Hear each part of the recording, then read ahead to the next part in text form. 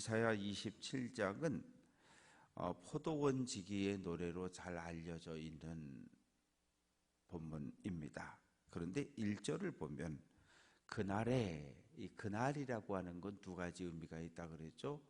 하나님께서 임재하시는 날, 하나님께서 심판하시는 날, 여호와의 오심을 간절히 사모하고 기다리는 사람들에게 여호와의 오시는 날은 구원과 감사와 기쁨의 날이고, 이 하나님을 대적하고 하나님의 말씀에 불순종하며 살아가고 있는 사람들에겐 그날은 심판의 날입니다. 그래서 우리들이 임마누엘 하시는 하나님, 늘 우리와 함께 하시는 하나님을 고백하고 찬양하는데, 하나님의 오심이 어떨 때 우리에게 기쁨이 되지만 하나님의 오심은 어떤 상황에선 우리에게 심판이 될 수도 있습니다. 하나님께서 견고하고 크고 강한 칼로, 하나님이 심판의 칼을 드셨는데 그 칼이 견고하고 크고 강하다는 얘기예요. 이 얘기는 뭐냐 하면 하나님이 들고 있는 이 칼로 하나님을 대적한 자들을 반드시 심판한다는 거예요. 그런데 오늘 말씀에 보면 날랜 뱀, 꼬불꼬불한 뱀, 리워야단, 바다에 있는 용, 이런 표현들이 등장을 하고 있는데, 첫 번째 리워야단이라고 하는 것은 이스라엘뿐만 아니라 그 중근동 지역에 전해져 오는 전설이 있는 거예요. 신화가 있는 거예요. 그건 뭐냐 하면 이 리워야단이라고 하는 것은 바다의 신을 이야기하는 거예요. 바다를 다스리는 신. 바다에 그 배를 타고 나가보면 파도가 일어나잖아요. 이 파도를 일으키는 신이 리워야단이라고 믿었던 거예요.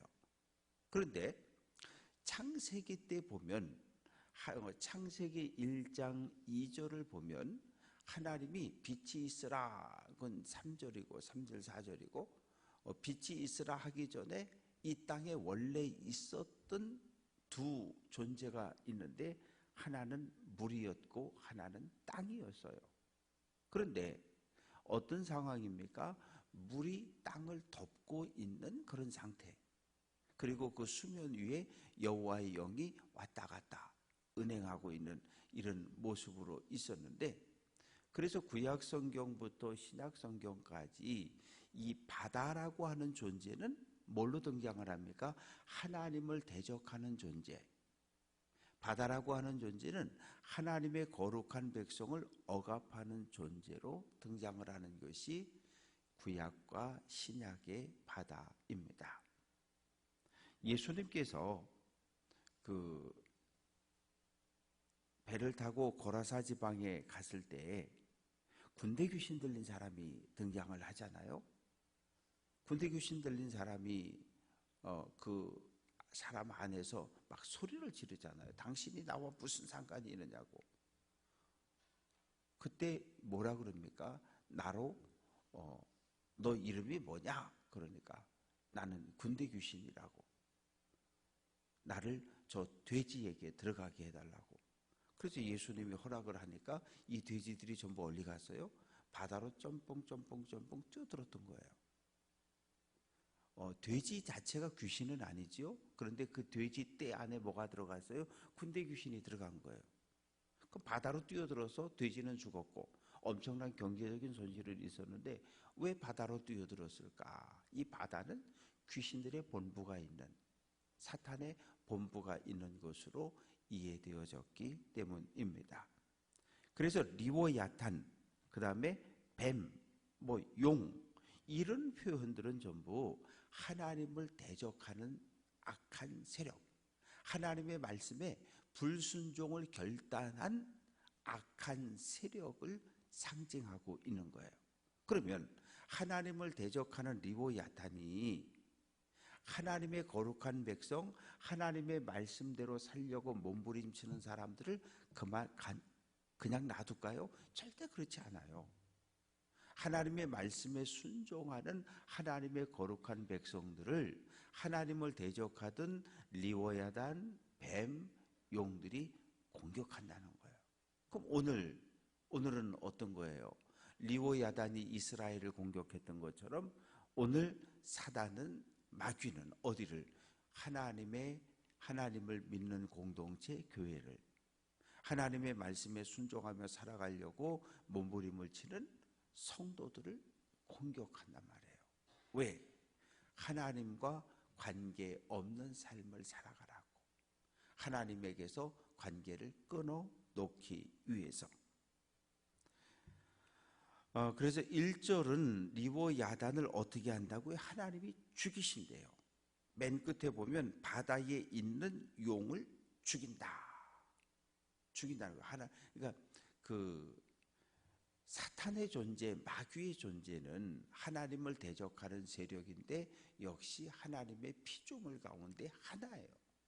그런데 하나님을 대적하고 하나님의 말씀에 불순종하고 뛰쳐나간 악한 천사들, 그들이 악한 영이고 사탄이라고 하는 존재인데 마지막 날에는 어떻게 된다? 하나님의 심판을 받고 멸망한다. 그래서 요한계시록에도 보면 무저갱에 하나님께서 가둬버린다, 그런 표현이 등장을 하고 있습니다.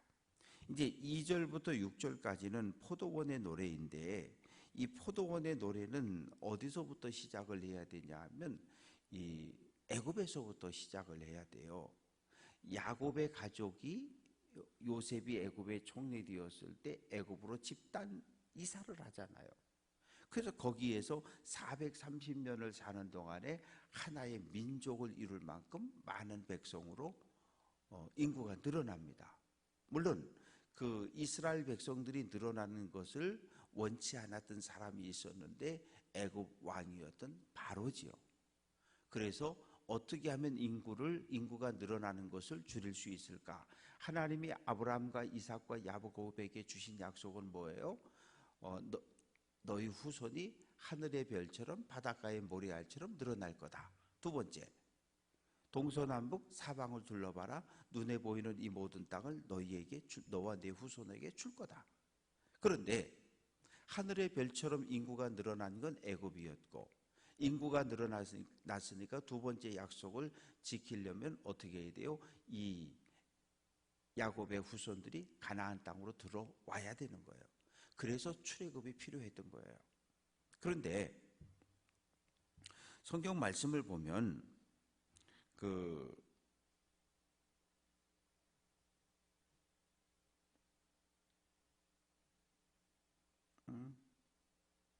성경 말씀을 보면 시편 80편 8절에 보면 주께서 한 포도나무를 애굽에서 가져다가 민족들을 쫓아내시고 그것을 심으셨다, 이런 말씀이 있거든요. 그러니까 애굽에 있던 그 야곱의 후손들, 이 이스라엘 자손들을 하나님이 삽으로 푹 떠가지고 어디로? 가나안 땅에. 그런데 가나안 땅에 아무도 안 삽니까? 가나안 땅에 이미 7부족이 살고 있었거든요. 그들을 다 내쫓고 가나안 땅에 하나님이 심어 놓았다는 거예요. 포도나무는 이스라엘 백성을, 포도원은 이 가나안 땅을 상징하는 거예요. 그런데 3절 말씀 보면 나 여호와는 포도원 지기가 된다. 포도원 지기라고 하는 것은 뭐 하는 사람이에요?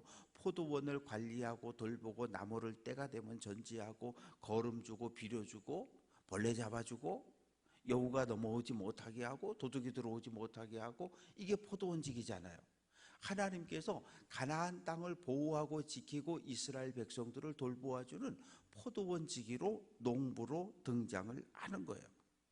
그래서 3절 보면 물을 주고 밤낮으로 간수해서 아무도 해치지 못하게 보호해 주십니다. 그런데 4절 말씀 보면 찔레와 가시가 나를 대적하여, 이 포도원에 뭐가 나오는 거예요? 가시덤불이 나오고 엉겅퀴가 나오고 찔레가 나오고 가시가 생기는 거예요. 그러면 농부이신 포도원지기이신 하나님께서 그걸 그냥 둡니까? 그거 그냥 두면 포도나무 다 엉망이 돼버리는데, 포도나무를 졸라갖고 죽이는데, 열매를 맺지 못하게 하는데, 그래서 포도원지기이신 하나님께서 찔레, 가시나무, 엉겅퀴 하여튼 다 뽑아내가지고 다 말려서 불살라 버린다는 거예요. 뭘 위해서? 포도나무가 온전히 자라서 열매 맺을 수 있도록 그렇게 하신다는 거예요. 그래서 그러면 이 하나님의 은혜 안에 가나안 땅에 자리를 잡은 포도나무 된 이스라엘 백성들은 어떻게 살아야 돼요? 하나님 편에 붙어 있어야 되고 하나님의 말씀에 순종하는 삶을 살아갈 때 행복한 거예요. 그런데 이걸 깨트린 거예요. 누가? 이스라엘 백성들이. 6절 말씀 보면 후일에 야곱의 뿌리가 박히며 이스라엘의 오미 돋고 꽃이 필 것이라 그들이 그 결실로 지면을 채우리라. 이것이 하나님께서 원하셨던 거예요. 애굽에 있던 포도나무를 푹 떠서 가나안 땅에 옮겨놨으니까 여기에서 뿌리를 깊게 내리고 꽃이 피고 가지가 뻗고 그래서 풍성한 결실을 맺어서 하나님께 영광을 돌리는 거룩한 민족이 되기를 원하셨는데 그런 삶을 살아내지 못한 거예요.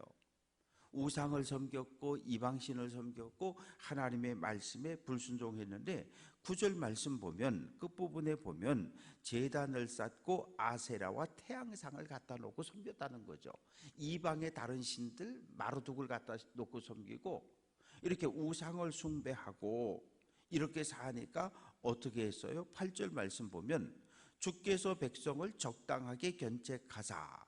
적당하게 견책했다는 이 말은 법정 용어입니다. 하나님께서 이스라엘의 죄악을 하나하나 다 끄집어내서 세세하게 꼼꼼하게 정확하게 기록하고 그리고 변론을 하고 그리고 하나님께서 징역 70년. 근데 징역을 받는 장소는 어디예요? 바벨론 땅, 아수르 땅.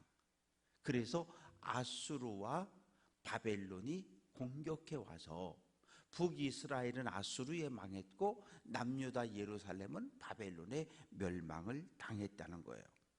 그래서 8절 말씀 보면 동풍 부는 날에 폭풍으로 그들을 옮겼다. 동풍이라고 하는 것은 예루살렘을 기준으로 동쪽에서 불어오는 바람이잖아요. 바벨론입니다.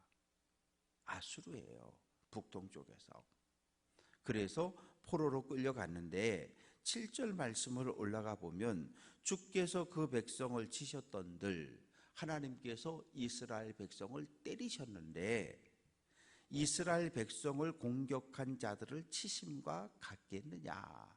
이 말의 의미는 아수르가 바벨론이 이스라엘을 예루살렘을 10대를 때렸다면 하나님께서 아수르와 바벨론은 100대를 때렸다는 거예요.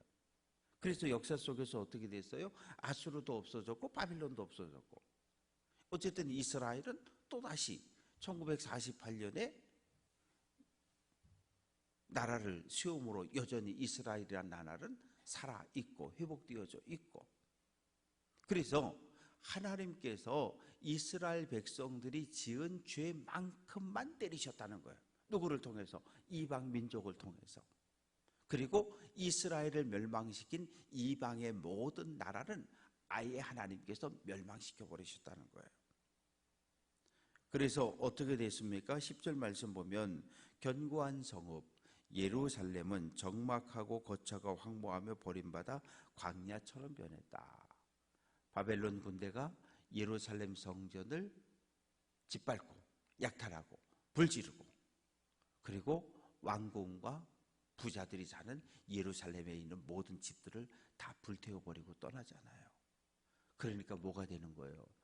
황무지, 사람이 살 수 없는 풀이 잡초가 무성한 그러니까 소들이 양들이 들어와서 풀을 뜯어먹고 11절 가지가 마르면 꺾이나니 예루살렘에도 가지가 나무가 좀 있는데 그 땔감으로 쓸만한 나무만큼만 자라면 여인들이 와가지고 그 나무를 다 잘라 쪼개가지고 갖다가 불쏘시개로 떼버린다는 얘기예요.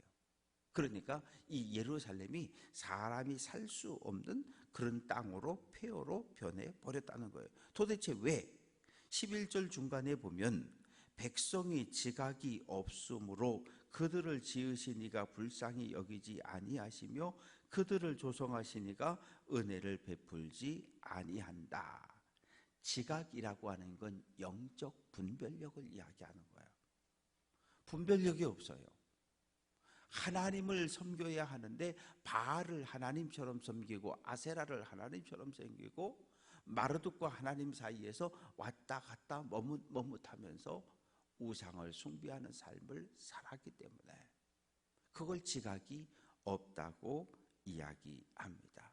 지혜의 근본은 여호와 하나님을 경외하는 것이고 하나님의 말씀에 순종하는 것인데, 그러나 이제 12절 13절 말씀을 보면 마지막 날 하나님의 백성이 다시 회복되는 것을 이야기하는데, 너희 이스라엘 자손들아, 그날에 하나님께서 임하시는 그날에, 하나님께서 너희에게 은혜를 베푸는 날에, 너희를 구원하는 그날에 창이라는 하수에서부터 애굽 시내가까지 과실을 떠는 것 같이 너희를 하나하나 모을 것이다.